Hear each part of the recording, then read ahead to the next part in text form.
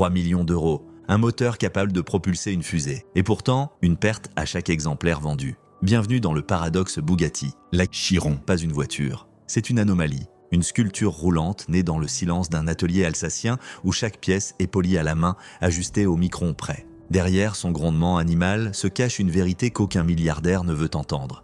Cette voiture ne rapporte rien. Depuis Molsheim, au cœur de la vallée de Joux, Bugatti perpétue un mythe né d'une obsession. Défier le temps, la physique et la logique financière. Chaque Chiron coûte plus cher à produire qu'à vendre, et pourtant, la marque continue. Pourquoi ? Parce qu'ici, l'argent n'achète pas la vitesse. Il achète le droit de toucher l'impossible. Les ingénieurs parlent de perfection mécanique, les financiers parlent de gouffre, les collectionneurs parlent d'art. Mais au sommet du luxe automobile, une seule chose compte, le symbole, et c'est ce symbole que nous allons décoder. Des ateliers secrets, de Molsheim au bureau feutré du groupe Volkswagen, tu vas découvrir pourquoi la voiture la plus rapide du monde est aussi la moins rentable. Et surtout, ce que cela révèle sur la véritable nature du luxe. Parce qu'au fond, la Chiron n'a jamais été conçue pour être vendue, elle a été conçue pour être crue.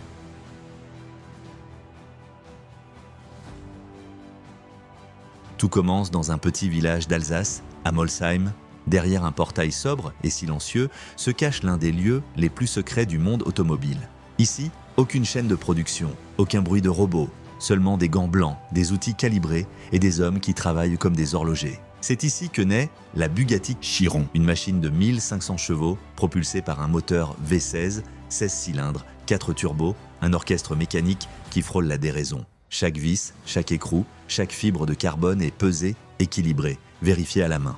Le temps moyen pour assembler une seule Chiron, 9 semaines. Un seul technicien responsable d'un seul moteur du début à la fin. Résultat, une perfection mécanique si extrême qu'elle devient économiquement insensée. Mais à Molsheim, la logique industrielle n'existe pas. On parle d'artisanat d'ingénieur, de dévotion au micron. L'objectif n'a jamais été de produire vite. L'objectif, c'est de produire quelque chose que personne d'autre ne peut produire. Dans un monde obsédé par la rentabilité, Bugatti fabrique volontairement l'inverse, un produit que même l'argent ne suffit pas à expliquer. Une supercar si complexe, si coûteuse, qu'elle défie le principe même du commerce. Et c'est justement cette folie méthodique qui pose la vraie question. Comment une marque peut-elle survivre en créant la perfection à perte ?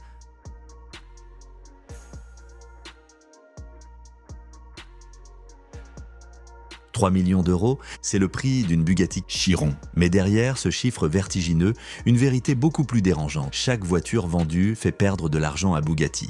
Les chiffres internes du groupe Volkswagen ont un mot pour ça, Alloproduct.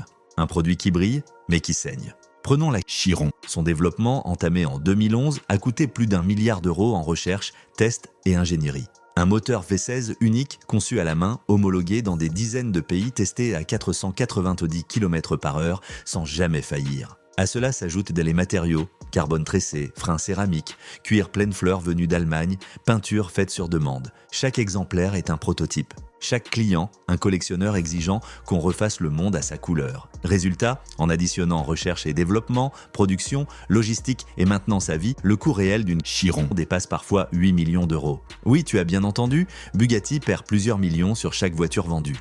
Mais si la marque continue malgré tout, ce n'est pas par folie. C'est parce que la Chiron ne vend pas un produit, elle vend une preuve. La preuve que la perfection existe et que Bugatti en détient la formule.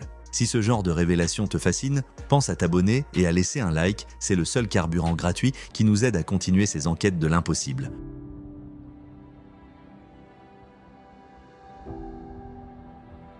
C'est le cœur du monstre, un moteur qu'aucune autre marque n'a osé reproduire. Le V16, 16 cylindres, 4 turbos, 8 litres de cylindrée. Un bloc conçu comme une cathédrale mécanique où chaque pièce frôle la perfection absolue. Mais derrière ce chef-d'œuvre d'ingénierie se cache une malédiction. Le coût. Chaque moteur demande des centaines d'heures de montage. Les composants proviennent de 4 pays différents. Et le moindre ajustement peut immobiliser la production pendant des semaines. La moindre erreur ne coûte pas quelques milliers d'euros, mais parfois des centaines de milliers. Car tout est extrême, la pression du turbo, la température de combustion, les tolérances de fabrication, c'est une mécanique qui respire à la frontière de la science-fiction. Pour l'ingénieur, c'est un rêve. Pour le comptable, c'est un cauchemar. Le V16 est si complexe qu'il ne peut pas être réutilisé ailleurs. Aucune synergie, aucun partage de plateforme, aucune économie d'échelle. C'est un moteur sans futur et c'est ce qui le rend mythique. Bugatti l'a compris, la Chiron n'est pas rentable aujourd'hui, mais elle sculpte son immortalité pour demain. Chaque rotation du vilebrequin, chaque explosion millimétrée du carburant coûte une fortune. Mais elle raconte aussi une chose, le luxe absolu, c'est d'oser créer quelque chose d'inutilement parfait.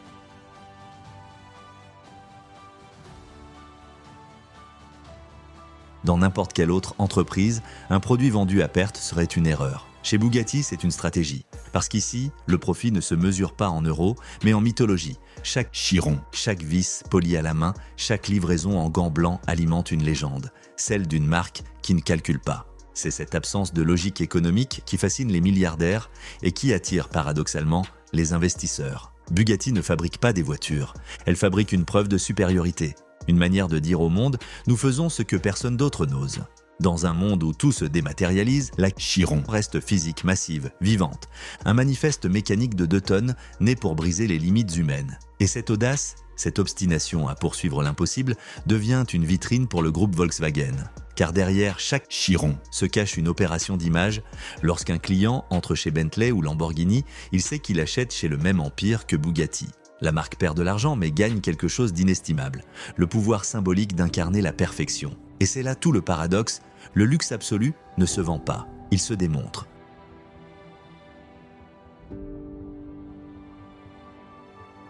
Acheter une Bugatti ne s'improvise pas. Ce n'est pas un acte commercial, c'est un rituel. Le prix officiel de la Chiron commence à 3 millions d'euros. Mais le vrai ticket d'entrée, c'est la légitimité. Bugatti ne vend pas à tout le monde, elle choisit.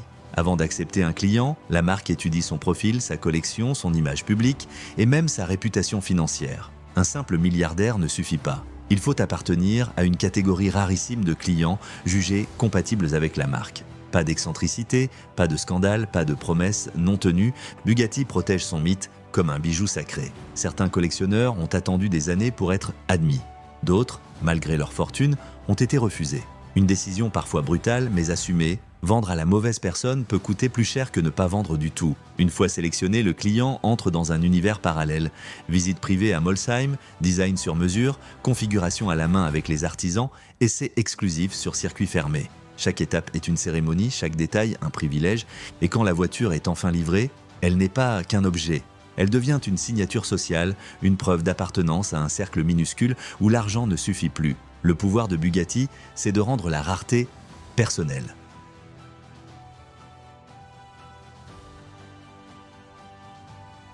C'est le secret le mieux gardé de l'industrie automobile.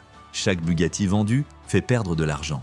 La Chiron coûte environ 5 millions à produire pour un prix de vente à 3 millions. Un non-sens économique? Non, un investissement symbolique. Car Bugatti n'est pas une marque rentable, c'est une arme d'image. Depuis que Volkswagen a racheté la marque en 1998, le but n'a jamais été de générer du profit. Le but était de créer un mythe moderne, un étendard technologique capable de dire au monde « Regardez de quoi nous sommes capables ». Chaque Chiron, chaque Divo, chaque 110 est une vitrine roulante pour démontrer la suprématie du groupe. Mais derrière le prestige se cache une réalité brutale. La maintenance colossale, les pièces hors normes et le temps de production inimaginable, plus de 6 mois par voiture, font exploser les coûts. Les marges, elles, s'évaporent dans le rêve. Alors pourquoi continuer? Parce que le prestige attire les milliards ailleurs. Grâce à Bugatti, Volkswagen vend plus de Bentley, de Lamborghini et d'Audi. Bugatti ne rapporte pas d'argent, mais elle fabrique du pouvoir, et dans le luxe, le pouvoir est la seule monnaie qui compte.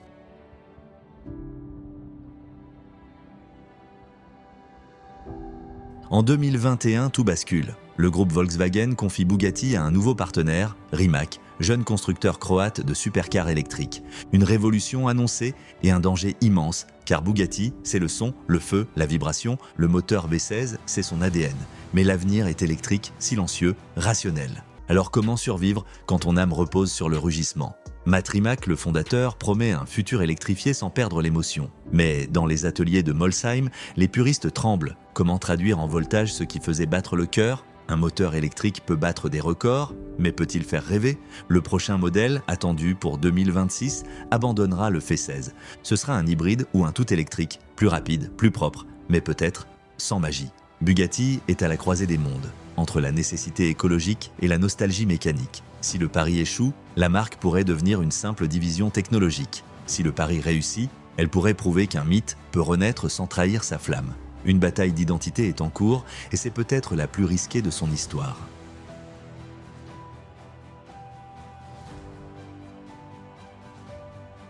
On croit que ce sont les riches qui achètent Bugatti. Mais en réalité, c'est Bugatti qui les choisit, les façonne et les unit. car posséder une Bugatti ne s'arrête pas au garage.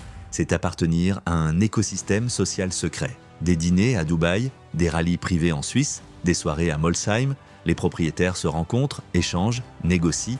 Bugatti a inventé un réseau d'influence sous couvert de passion automobile. Une Chiron devient un passeport. Elle ouvre des portes, relie des fortunes, scelle des alliances. Certains deals se concluent entre deux accélérations. La marque, elle, observe tout. Chaque invitation, chaque événement, chaque photo publiée alimente le storytelling global.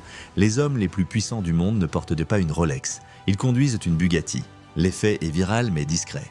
Aucune publicité n'atteint ce niveau de symbolique. Le pouvoir n'a pas besoin d'être dit. Il se montre calmement, moteur au ralenti. Si tu découvres la chaîne, pense à t'abonner et à liker. On est une jeune équipe passionnée et ton soutien nous aide vraiment à continuer à révéler les secrets du luxe.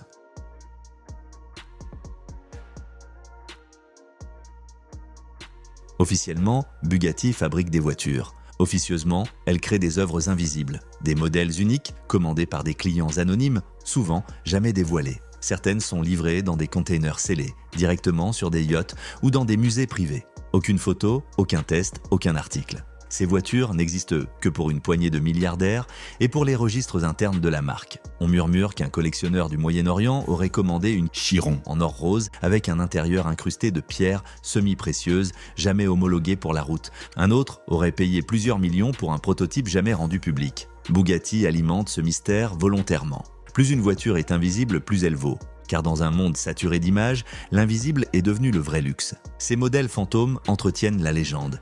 Ils rappellent que le sommet du prestige, c'est d'exister hors du regard des autres. Bugatti a compris une vérité que les autres constructeurs ont oubliée. Le secret attire plus que la puissance. Au bout du compte, Bugatti est une anomalie vivante. Une marque qui perd de l'argent mais gagne en immortalité. Qui construit des voitures impossibles pour des hommes qui n'en ont pas besoin. Et pourtant, tout le monde regarde. Ce que vend Bugatti, ce n'est pas une voiture, c'est un miroir. Un reflet de nos obsessions modernes. La vitesse, la perfection, la rareté, le contrôle absolu. Chaque Chiron, chaque Divo est un manifeste. Nous faisons ce que personne n'ose faire. Mais derrière la perfection se cache un vertige. Celui d'une marque trop parfaite pour survivre à son propre mythe. Le jour où Bugatti deviendra rentable, peut-être cessera-t-elle d'être légendaire. Et c'est là son paradoxe ultime. Pour rester invincible, Bugatti doit continuer à perdre. Parce que dans le luxe absolu, la déraison n'est pas un défaut, c'est la preuve qu'on a touché l'éternité.